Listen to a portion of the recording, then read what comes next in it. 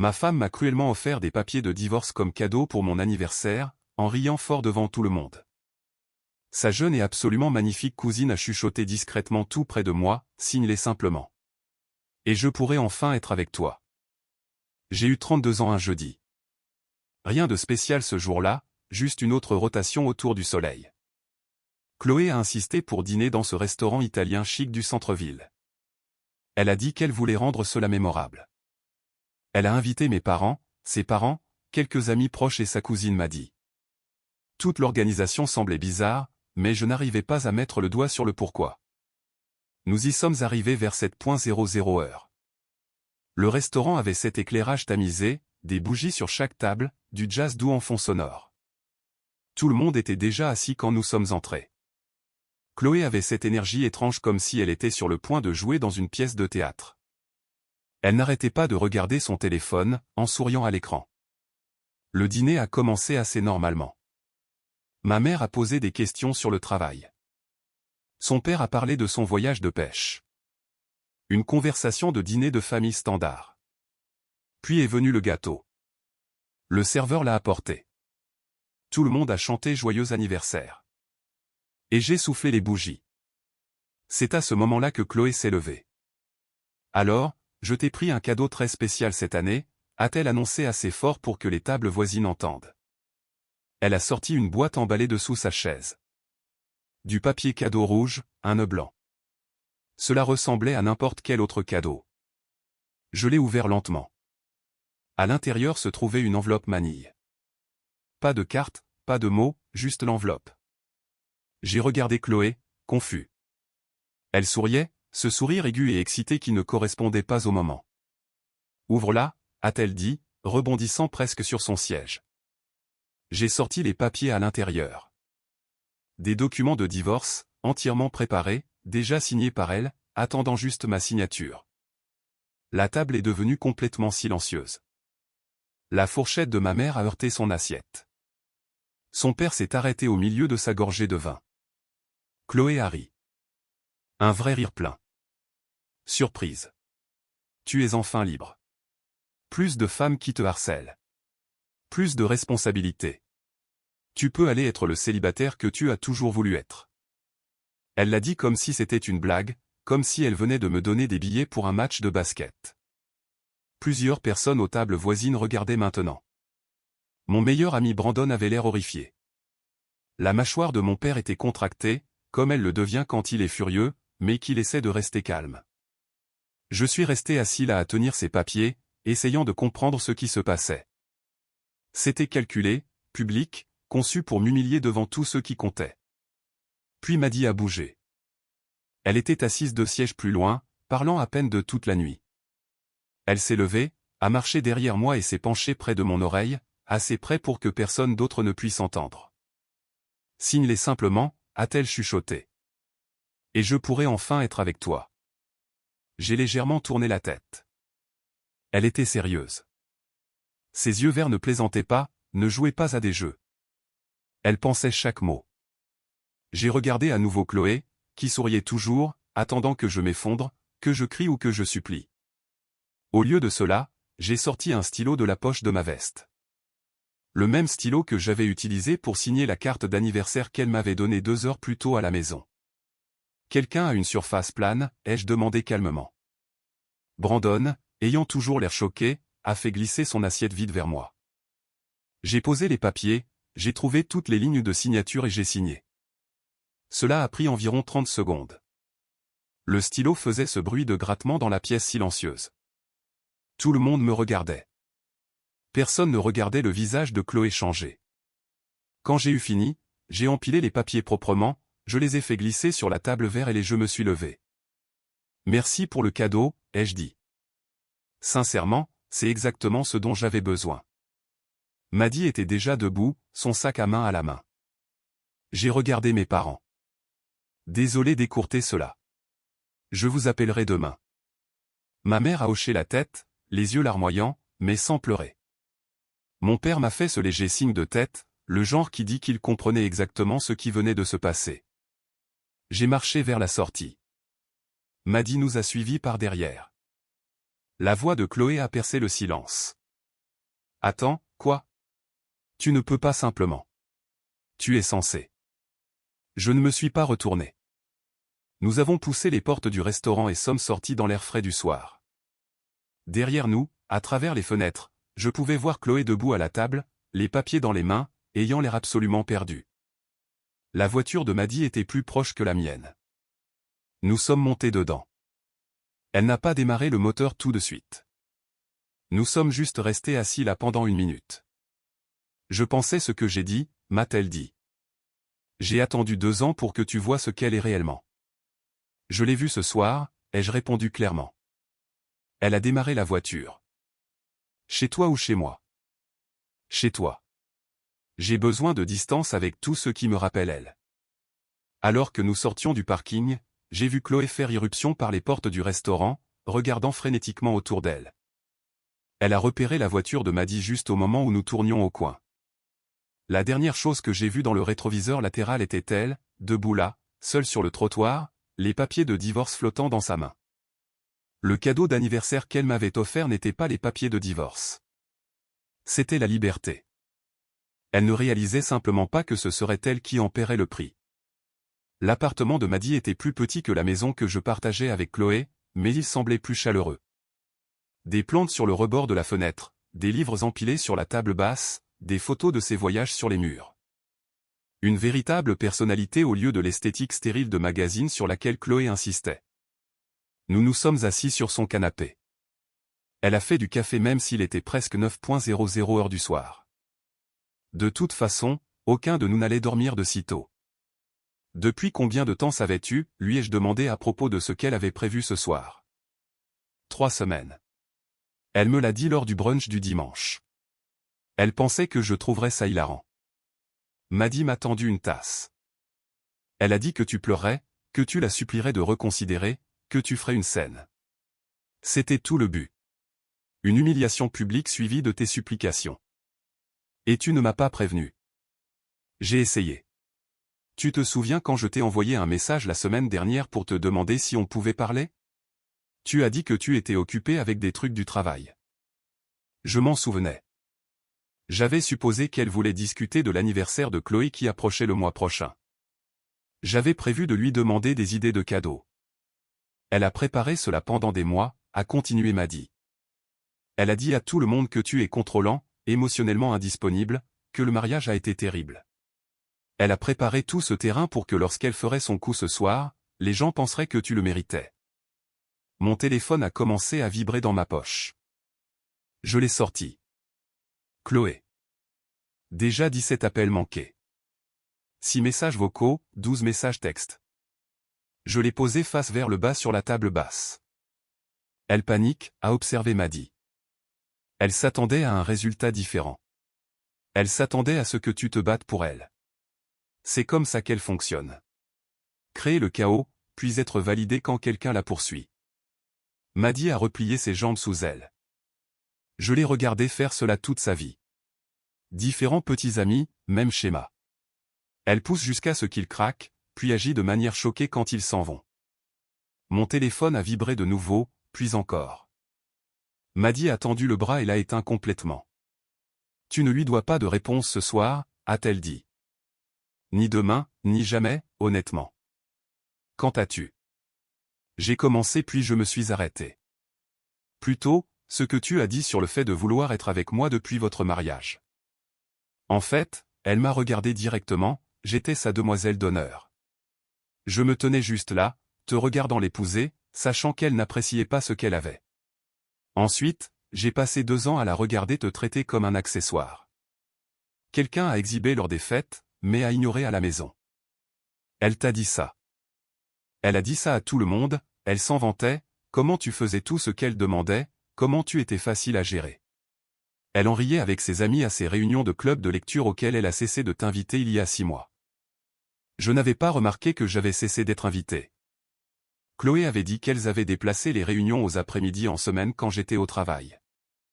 Apparemment, c'était un autre mensonge dans une longue liste. Pourquoi n'as-tu rien dit plus tôt, ai-je demandé. M'aurais-tu cru? Tu l'aimais, ou tu le pensais? Les gens ne veulent pas entendre la vérité sur quelqu'un avec qui ils sont engagés. Ils deviennent défensifs. Ils tirent sur le messager. Elle a fait une pause. Je me suis dit que j'allais attendre. Soit tu le verrais par toi-même, soit elle irait trop loin. Ce soir, elle est allée trop loin. Mon téléphone s'est allumé même s'il était éteint. Contournement d'urgence. Ma mère. Je l'ai rallumé et j'ai répondu. Est-ce que tu vas bien? Elle n'a pas attendu pour dire bonjour. Oui, je vais bien. Où es-tu? En sécurité, avec une amie. Chloé m'a appelé. Elle est hystérique. Elle dit que tu l'as abandonnée, que tu l'as humiliée devant tout le monde, que tu fais une sorte de dépression. A-t-elle mentionné la partie où elle m'a donné des papiers de divorce comme cadeau d'anniversaire? Elle a dit que c'était une blague. Que tu n'étais pas censé les signer réellement. J'ai ri, je n'ai pas pu m'en empêcher. Une blague. Elle a préparé des documents légaux, les a fait notarier, les a signés elle-même et les a présentés publiquement comme une blague. Ton père et moi nous inquiétons pour toi. Ne vous inquiétez pas. Je vais sincèrement bien. Mieux que je ne l'ai été depuis des mois. Honnêtement. Il y a eu une pause.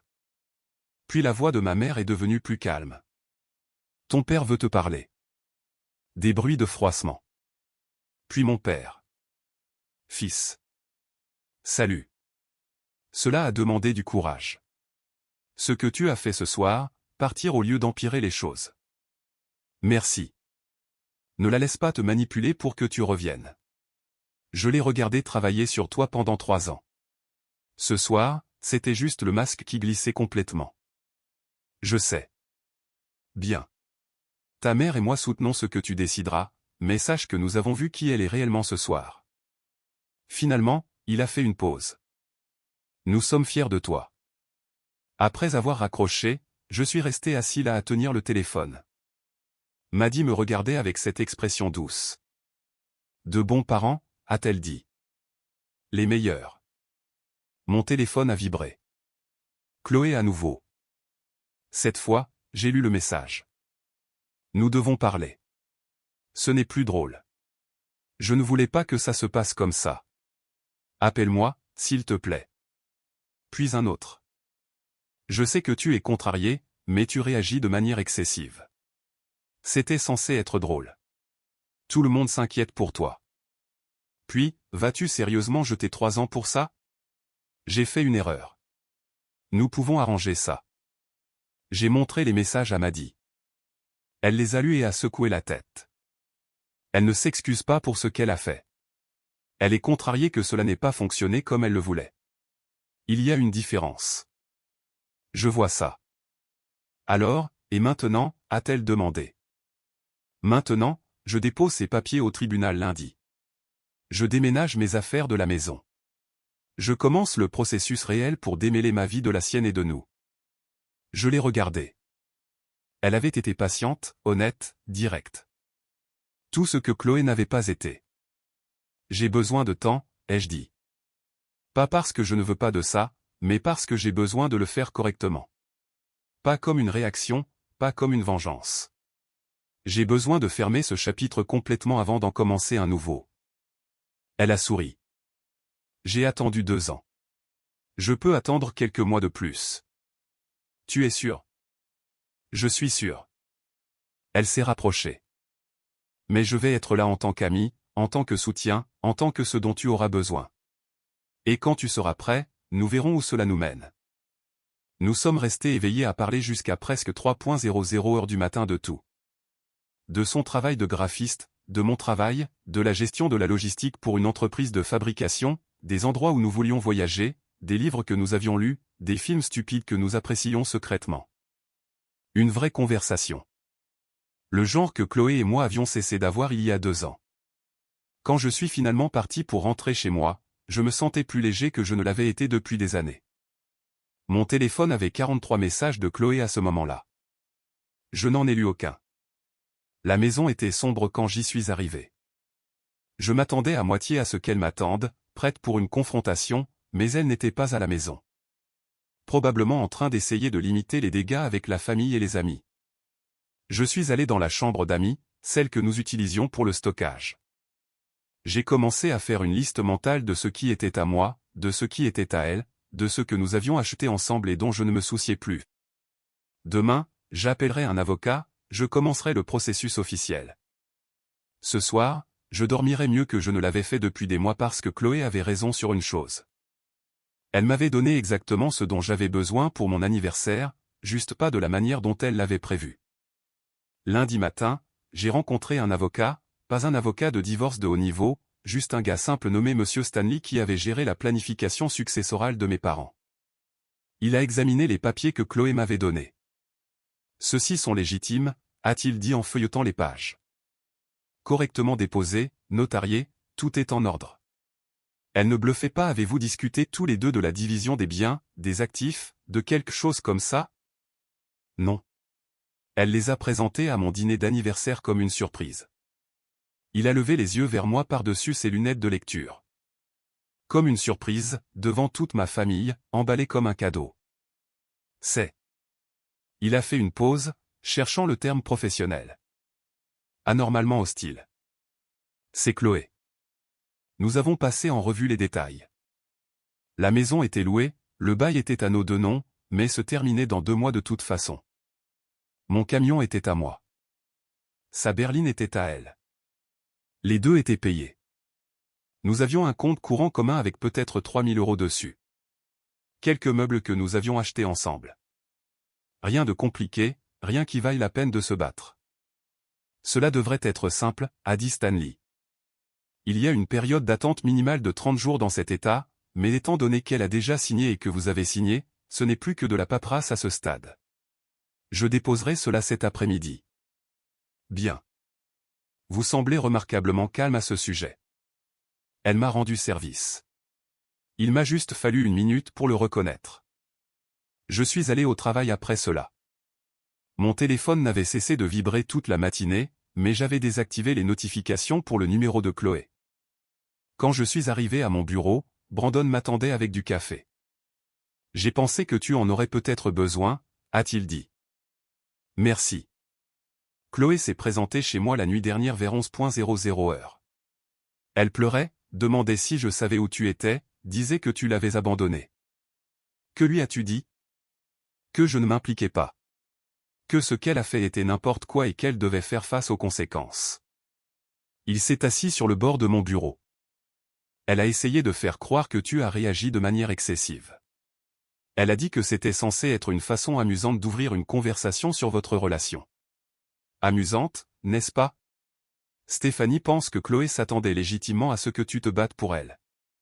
Comme si c'était un test tordu. Stéphanie était la femme de Brandon. Elle était au dîner, assise à côté de ma mère. Je me suis souvenu de son visage quand Chloé avait sorti ses papiers. Un choc pur. Comment réagissent les autres, ai-je demandé. Mitigé. Tes parents sont de ton côté, évidemment. Les parents de Chloé sont confus. Sa mère a appelé Stéphanie hier pour demander ce qui s'était passé. Elle a dit que la version des faits de Chloé n'avait aucun sens. Apparemment, Chloé a prétendu que tu avais prévu de la quitter et qu'elle t'a juste devancé. C'est créatif. Maddy a posté quelque chose sur les réseaux sociaux hier soir. Juste une citation sur le fait de connaître sa valeur. Chloé a perdu la tête dans les commentaires. Elle l'a accusé de détruire votre mariage. C'est devenu désordonné très vite. J'ai sorti mon téléphone et j'ai vérifié. Effectivement, il y avait tout un fil de discussion. La publication de Maddy était simple. Quelque chose sur le fait de ne pas se contenter de personnes qui ne vous valorisent pas. Chloé avait répondu avec des paragraphes entiers. Des accusations, des insultes, en ramenant de vieux drames familiaux. D'autres personnes étaient intervenues, certaines défendant Chloé, la plupart défendant Maddy. J'ai appelé Maddy pendant ma pause déjeuner. Désolé pour le désordre en ligne, a-t-elle dit immédiatement. Je n'essayais pas d'aggraver les choses. Tu ne l'as pas fait. Elle aggrave les choses elle-même. Elle m'a appelé 17 fois hier. Elle a laissé des messages vocaux m'appelant par tous les noms. Puis sa mère a appelé pour essayer de me faire aider à réparer votre mariage. Que as-tu dit? Que je ne répare pas quelque chose que Chloé a détruit elle-même. Qu'elle a fait son choix publiquement et que maintenant elle fait face à des conséquences publiques. Maddy a fait une pause. Sa mère était en fait d'accord avec moi. Elle a dit que Chloé fait des coups comme ça depuis des années et qu'il est peut-être temps qu'elle apprenne que les actions ont des résultats. Comment tiens-tu le coup? Mieux qu'elle, apparemment. Tu veux aller dîner ce soir? Il y a ce restaurant thaïlandais près de mon travail qui est censé être bon. Oui, ça a l'air super. 7:30. Parfait. Chloé s'est présentée à mon bureau à 4:00 heure. La sécurité a appelé pour demander si je voulais la voir. Je leur ai dit non. 5 minutes plus tard, Brandon est passé, l'air agacé. Elle est dans le hall et exige de te parler. La sécurité ne la fera pas sortir parce que techniquement elle ne cause pas de perturbation, elle est juste assise là à pleurer. Je suis descendu. Elle était perchée sur l'une de ces chaises modernes et inconfortables près de l'entrée, un mouchoir à la main, le maquillage coulant. Plusieurs de mes collègues faisaient semblant de ne pas regarder. Nous devons parler, a-t-elle dit quand elle m'a vu. Non, nous ne le devons pas. Si, nous le devons. Tu es complètement déraisonnable. J'ai fait une erreur. Je l'admets. Mais tu agis comme si j'avais commis un crime impardonnable. Tu m'as remis des papiers de divorce devant nos familles pour te divertir. C'est plutôt impardonnable. C'était censé être ironique. Une blague sur la façon dont les gens disent toujours que le mariage est un piège. Je pensais que tu rirais. Que nous en parlerions. Peut-être pour réellement aborder certains problèmes. Si tu voulais aborder des problèmes, nous aurions pu aller en thérapie ou avoir une conversation privée ou littéralement n'importe quoi à part une humiliation publique. Je ne t'ai pas humilié. Tu m'as humilié en les signant réellement, en partant avec Maddy comme si je n'étais rien. C'était là le vrai problème. Pas ce qu'elle avait fait, mais que cela n'avait pas fonctionné de la manière dont elle le voulait. J'en ai fini avec cette conversation, ai-je dit. Nous sommes mariés. Tu ne peux pas simplement en avoir fini. Nous étions mariés. Temps passé. Tu as demandé le divorce. J'ai accepté. C'est comme ça que ça marche. Je ne pensais pas que tu les signerais réellement. Alors pourquoi les as-tu fait rédiger? Pourquoi les as-tu signés toi-même? Pourquoi les présentes-tu publiquement? J'ai gardé ma voix calme, conscient que les gens regardaient. Tu voulais une réaction, Chloé. Tu en as une, juste pas celle que tu avais écrite. Alors, tu vas juste jeter 3 ans. Tout ce que nous avons construit. Tu l'as jeté jeudi soir. Je respecte juste ma décision. Je me suis retourné pour retourner à l'ascenseur. Elle m'a attrapé le bras. Je me suis arrêté, j'ai regardé sa main, puis son visage. Ne fais pas ça, ai-je dit doucement. Elle a lâché prise. Ce n'est pas fini. Si, ça l'est. Je suis remonté. Ma patronne, Eleanor, m'attendait près de mon bureau. Tout va bien, a-t-elle demandé. Un drame d'ex-femme. Ça passera. Si vous avez besoin de temps libre pour gérer des affaires personnelles, faites-le moi savoir. Je vais bien. Merci, cependant. Elle a hoché la tête et est retournée à son bureau. Brandon est réapparu. C'était froid, a-t-il dit, mais il souriait. Bien. Elle avait besoin de l'entendre. Ce soir-là, j'ai retrouvé Maddy au restaurant thaïlandais. Elle s'était changée, quittant ses vêtements de travail pour un jean et un pull vert qui correspondaient à ses yeux. Nous avons commandé trop de nourriture et avons passé 2 heures juste à parler, à rire, à être à l'aise. Elle est passée à mon travail aujourd'hui, aussi, a mentionné Maddy autour d'un pad thaï. Elle s'est présentée pour exiger de savoir pourquoi j'essayais de te voler. Que as-tu dit? Qu'elle t'avait jeté et que je t'avais ramassé. Qu'il y a une différence entre voler et sauver. Elle a souri. Elle n'a pas aimé cette comparaison. Je parie que ses amis se retournent contre elle, aussi. Bethany m'a appelé ce matin. Elle était au dîner, elle a tout vu. Elle a dit qu'elle regardait Chloé te manipuler depuis des années, et elle est heureuse que tu te sois enfin défendu. Bethany a dit ça. Citation directe. Ensuite, elle a demandé si nous étions ensemble maintenant. Je lui ai dit que nous prenions notre temps, que nous le faisions correctement. Bonne réponse. Nous avons terminé le dîner et nous sommes promenés dans le centre-ville pendant un moment, marchant simplement, sans destination, profitant de l'air frais du soir et de la compagnie de l'autre. Quand nous sommes retournés à son immeuble, elle m'a invité à monter, mais j'ai refusé. Pas parce que je ne le veux pas, ai-je clarifié, mais parce que je veux faire cela correctement. Pas de raccourci, pas d'élan de rebond. Elle a embrassé ma joue. Appelle-moi demain. Je le ferai. En rentrant chez moi, j'ai ressenti ce sentiment de clarté. Chloé se démenait, essayant de contrôler un récit qui lui échappait. Sa famille remettait en question son histoire. Ses amis prenaient leur distance. L'humiliation publique qu'elle avait prévue pour moi s'était complètement retournée contre elle. Et je n'étais pas en colère. Je n'étais pas amer. J'en avais juste fini. Elle m'avait donné une sortie enveloppée de cruauté, et je l'avais prise sans hésitation. La maison était vide quand j'y suis arrivé. J'ai commencé à emballer mes affaires, pas frénétiquement, juste méthodiquement. Des vêtements, des livres, des objets personnels, tout ce qui était à moi, rien de ce qui était à elle. À minuit, j'en avais mis la majeure partie dans des cartons dans la chambre d'amis. Mon téléphone a vibré. M'a dit. Merci pour ce soir. Dors bien. J'ai souri et j'ai tapé en retour, toi aussi. Demain? Absolument. Je me suis endormi cette nuit-là, sincèrement heureux. Pas en célébrant la chute de Chloé, pas en exultant face à sa panique, juste satisfait du choix que j'avais fait et du chemin à parcourir. Parfois, la meilleure vengeance n'est pas du tout une vengeance. C'est simplement d'aller complètement bien sans quelqu'un qui pensait que vous vous effondreriez sans lui. Le divorce a été finalisé en 28 jours. Le plus rapide que Stanley ait jamais traité, m'a-t-il dit. Chloé a cessé de le contester après la première semaine, quand son propre avocat lui a apparemment dit qu'elle n'avait aucun motif pour se battre. Elle avait déposé la demande, elle avait signé, j'avais signé. Terminé. J'ai déménagé mes affaires de la maison 2 semaines avant la fin du bail. J'ai pris un appartement d'une chambre plus près du travail. Rien d'extravagant, mais à moi. Maddy m'a aidé à déballer, a apporté des plantes pour les rebords de fenêtres, a rendu l'endroit moins vide. Tu as besoin de vrais meubles, a-t-elle dit en regardant mon salon qui se composait d'un canapé et d'une télévision par terre. C'est fonctionnel. C'est triste.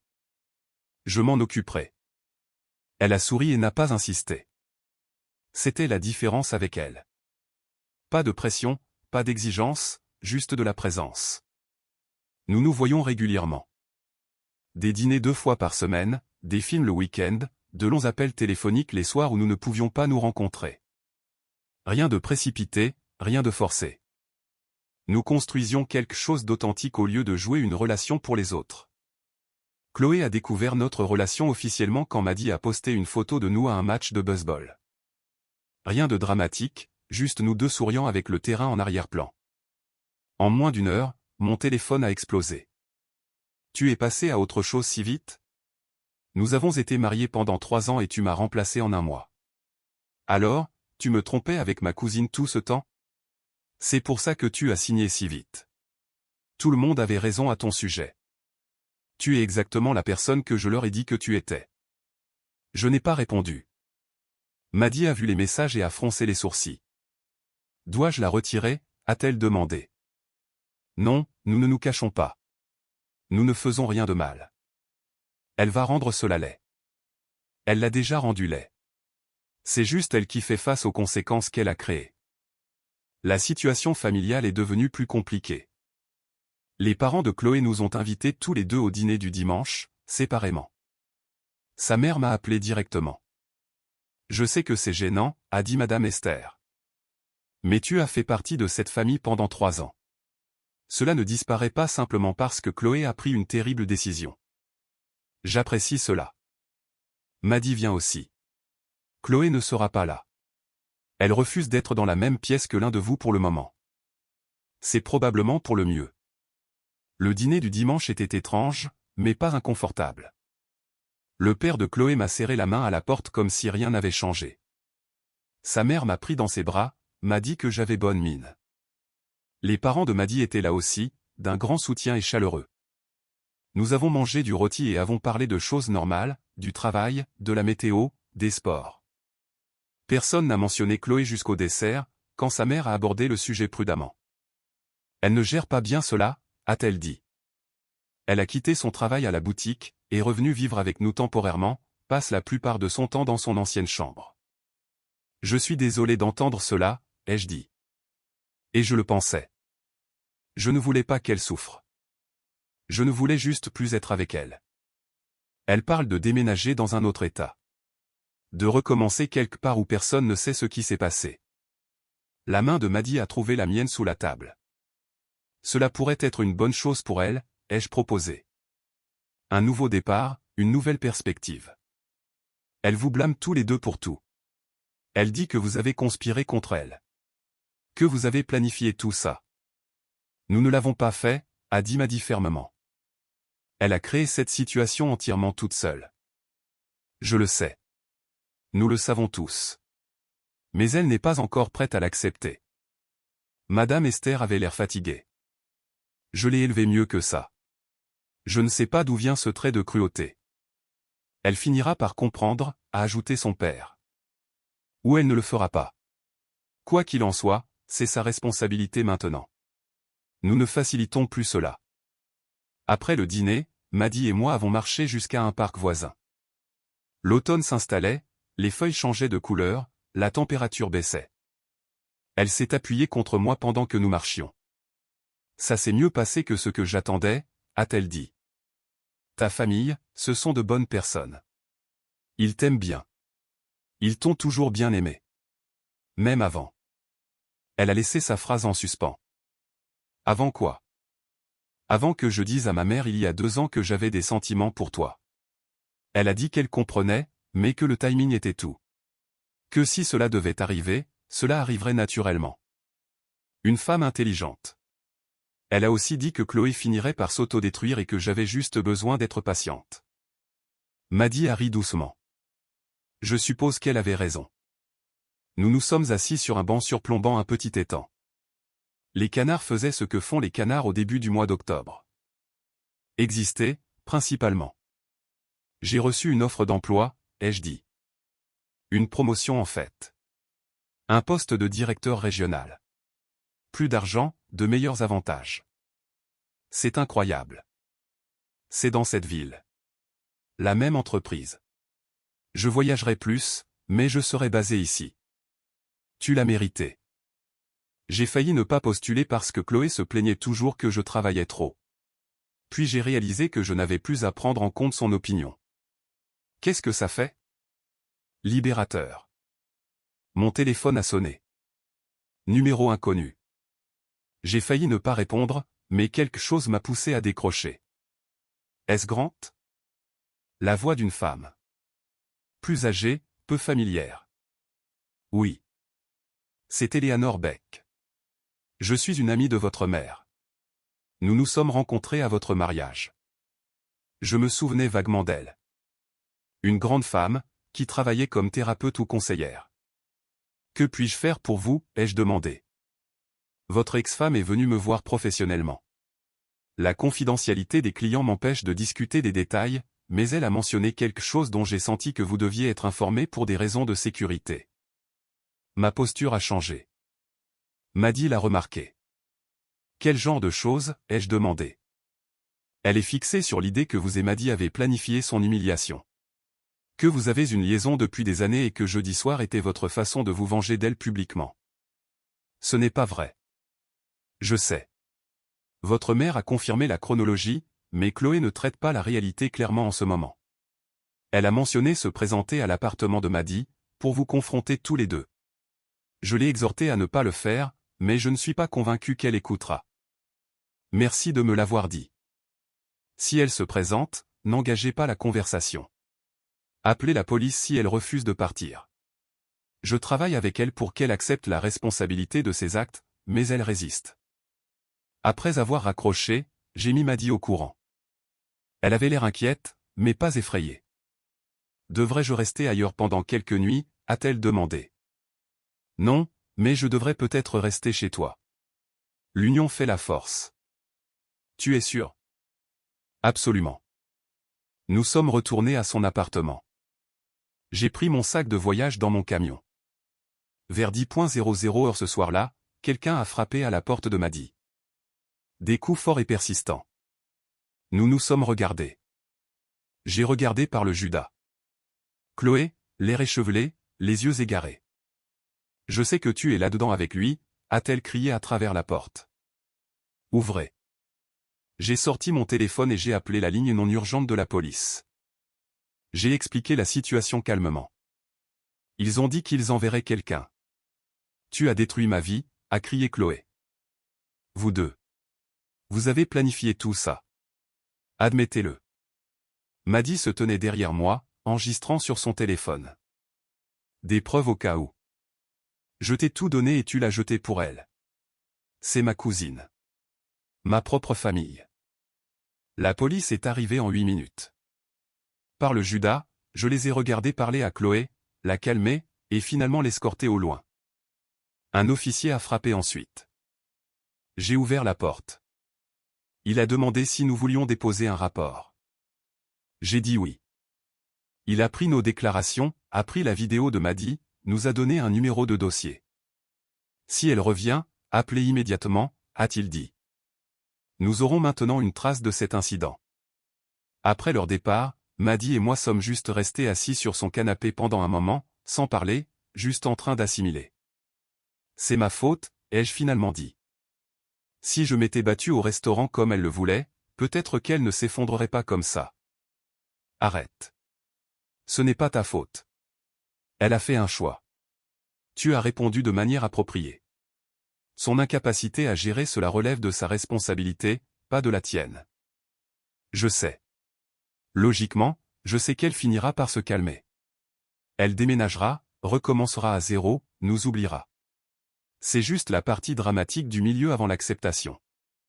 Elle avait raison. Je savais qu'elle avait raison. Mais regarder quelqu'un s'effondrer parce qu'il ne pouvait pas contrôler une situation qu'il avait créée était troublant. Mon téléphone a vibré. Un texte de la mère de Chloé. La police vient de la ramener à la maison. Je suis tellement désolé. Elle a accepté de rester avec nous et de ne contacter aucun de vous deux. Nous lui obtenons de l'aide. J'ai montré le message à Maddy. Elle a expiré de soulagement. Bien. C'est bien. Nous sommes allés nous coucher dans sa chambre. Pas de romance, juste du réconfort. Elle s'est endormie rapidement. Je suis resté éveillé plus longtemps, fixant le plafond, pensant à la façon dont la vie peut changer radicalement. 4 semaines auparavant, j'étais marié, faisant les choses par automatisme, acceptant une situation que je ne reconnaissais pas comme toxique. Maintenant, j'étais ici, dans une relation saine avec quelqu'un qui m'estimait, regardant mon ex-femme s'enfoncer dans une spirale parce qu'elle ne pouvait pas accepter que les actions ont des conséquences. Je ne me sentais pas coupable. Je ne me sentais pas victorieux. Je me sentais juste calme, comme si j'avais fait le bon choix, et le chaos entourant ce choix n'était plus à moi de le gérer. Maddy a bougé dans son sommeil, s'est rapprochée. J'ai passé mon bras autour d'elle et je me suis enfin laissé détendre. Quoi qu'il arrive ensuite, nous le gérerions ensemble. Honnêtement, sans jeu ni manipulation ou coup d'éclat public, juste 2 personnes se choisissant clairement et simplement. C'était tout ce que j'avais toujours voulu. Il s'est avéré que j'avais juste besoin de quelqu'un d'assez cruel pour me libérer avant que je puisse le trouver. 2 mois plus tard, le cousin de Chloé, Christian, se mariait. Un grand événement familial. Tout le monde était invité, y compris moi, étonnamment, et Maddy évidemment. Et Chloé, qui avait apparemment décidé d'y assister après tout. Nous ne sommes pas obligés d'y aller, a dit Maddy quand l'invitation est arrivée. Si, nous le sommes. Se cacher envoie le mauvais message. Nous n'avons rien fait de mal. Le mariage a eu lieu en plein air, à la fin du mois de novembre, anormalement chaud. Je portais un costume que j'avais acheté spécifiquement pour ça, pas un que Chloé avait choisi pour moi. Maddy portait une robe bleue qui rendait impossible de détourner le regard de ses yeux. Chloé était déjà là quand nous sommes arrivés. Elle avait perdu du poids, avait l'air plus mince, plus dure. Elle parlait à des parents près du bar, riant trop fort à quelque chose qui n'était probablement pas si drôle. Nous avons pris nos places du côté de la mariée. Plusieurs membres de la famille sont venus dire bonjour, embrasser Maddy, me serrer la main. Des interactions normales. Personne ne nous a traités comme si nous avions commis un scandale. Pendant la cérémonie, j'ai surpris Chloé en train de nous regarder. Pas en colère exactement, juste en train d'étudier, essayant de comprendre comment nous avions l'air si à l'aise ensemble alors qu'elle avait l'air si forcée dans tout ce qu'elle faisait. La réception a été le moment où les choses sont devenues intéressantes. Chloé s'est approchée de nous à notre table pendant le dîner. « Est-ce que je peux vous parler à tous les deux ?» a-t-elle demandé, plus calme que je ne l'avais entendu depuis des mois. « Bien sûr », a dit Maddy avant que je puisse répondre. Nous avons marché vers un coin plus calme de la salle. Chloé a pris une inspiration. « Je déménage en Arizona la semaine prochaine. Opportunité d'emploi, nouveau départ, tout ça. » Elle a regardé ses mains. Je voulais m'excuser avant de partir. J'ai attendu. Maddy aussi. Ce que j'ai fait à ton anniversaire était cruel. Je me suis convaincu que c'était intelligent ou drôle, mais c'était juste méchant. Je voulais te blesser publiquement parce que je me sentais blessé en privé. Ce n'est pas une excuse, juste la vérité. D'accord, ai-je dit. Je vous ai blâmés tous les deux pendant longtemps. C'était plus facile que d'accepter que j'avais détruit mon propre mariage. Elle a regardé Maddy. Tu ne me l'as pas volé. Je l'ai repoussé et tu étais là. C'est de ma faute. Merci de dire cela, a répondu Maddy. J'ai vu un thérapeute. Il a fallu 2 mois pour vraiment entendre ce qu'elle disait, mais j'y suis arrivé finalement. Chloé a esquissé un faible sourire. Vous avez l'air heureux. Sincèrement heureux. J'essaie d'accepter cela. Nous sommes heureux, ai-je confirmé. Bien. C'est bien. Elle a fait une pause. J'espère que l'Arizona marchera pour toi. Moi aussi. Elle s'est éloignée. Elle ne s'est pas retournée. Maddy m'a serré la main. Cela a demandé du courage, a-t-elle dit.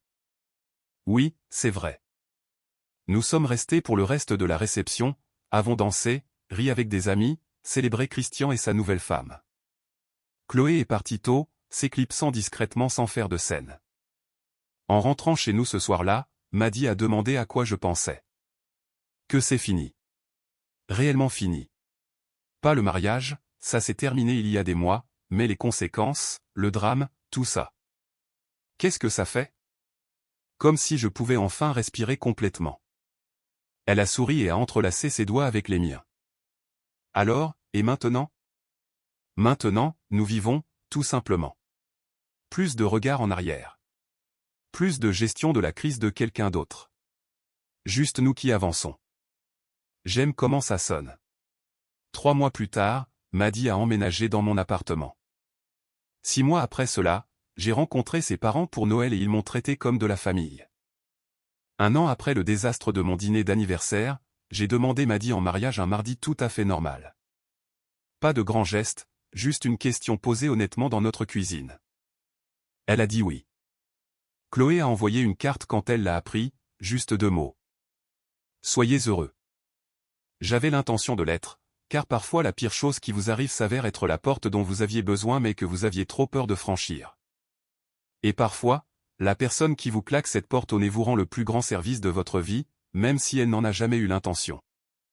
18 mois après ce dîner d'anniversaire, je me tenais dans notre nouvelle maison. Pas louée, réellement à nous.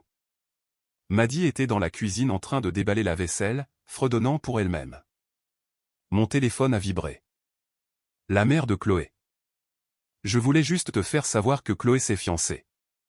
Un homme qu'elle a rencontré en Arizona. Il a l'air bien pour elle.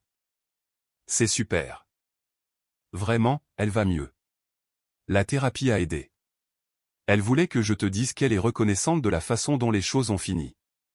Cela semble étrange, mais elle le pense vraiment. Dites-lui que je suis heureux pour elle. Après avoir raccroché, je l'ai dit à Maddy. Elle a souri. Tant mieux pour elle. Sincèrement. Oui. Nous avons fini de déballer la cuisine. Plus tard dans la soirée, assis sur notre véranda arrière, elle m'a posé des questions sur ce dîner d'anniversaire. Penses-tu parfois à la façon dont les choses auraient pu se passer différemment, a-t-elle demandé. Parfois. Si j'avais réagi comme elle le voulait, si je l'avais supplié de reconsidérer, si j'avais fait une scène, où serais-tu maintenant? Probablement encore marié avec elle, toujours malheureux, faisant toujours semblant que tout allait bien. Et nous? Il n'y aurait pas de nous. Je me serais convaincu que le mariage signifiait souffrir à travers la manipulation de quelqu'un parce que j'avais pris un engagement. Elle s'est appuyée contre moi. Je suis heureuse que tu aies signé ces papiers. Moi aussi. Nous sommes restés assis dans un silence confortable. Pas de drame. Pas de chaos, pas de jeu, juste deux personnes qui se sont choisies clairement et qui ont continué à se choisir chaque jour. Ma mère a appelé plus tard, a demandé quand nous viendrions pour le dîner. Les parents de Maddie ont envoyé un texto concernant les plans de Thanksgiving. Brandon a envoyé un mème stupide, une vie normale, des relations saines, le genre d'existence que je ne savais pas qu'il me manquait jusqu'à ce que je la trouve. Chloé m'a rendu service cette nuit-là. Elle avait l'intention de me détruire publiquement, de me forcer au désespoir. Au lieu de cela, elle m'a libéré d'une prison dans laquelle je ne me rendais pas compte que je me trouvais. Parfois, le cadeau le plus cruel est le plus gentil. Il suffit d'être assez courageux pour l'accepter. J'ai regardé Maddie, planifiant déjà notre avenir ensemble, et j'ai souri. Le meilleur cadeau d'anniversaire que j'ai jamais reçu.